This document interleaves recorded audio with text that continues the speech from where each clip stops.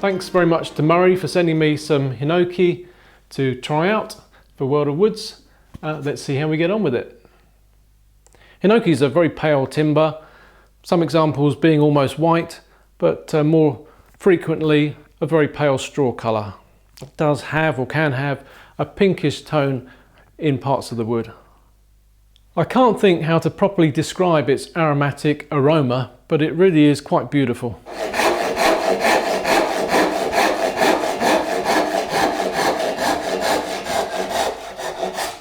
Cross cuts nicely.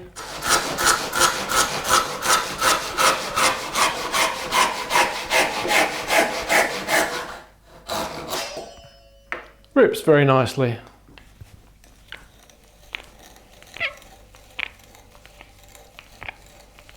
Bores easily.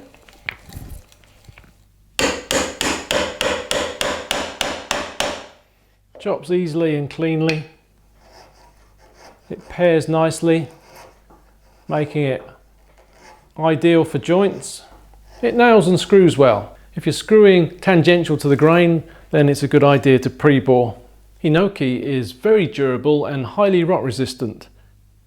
It is an expensive wood compared with other woods from Japan, and that means that it tends to be used only in luxury homes, shrines and temples, or for smaller projects like bits of furniture and other items.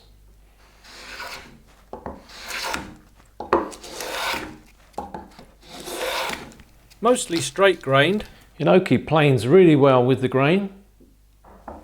Also planes nicely on the end grain.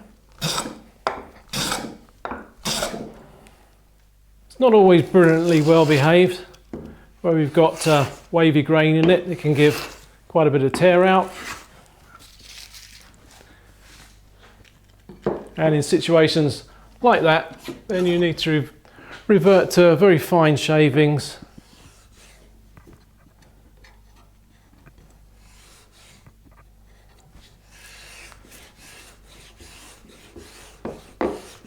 On a smoother or little block plane, depending on the size of work you're doing.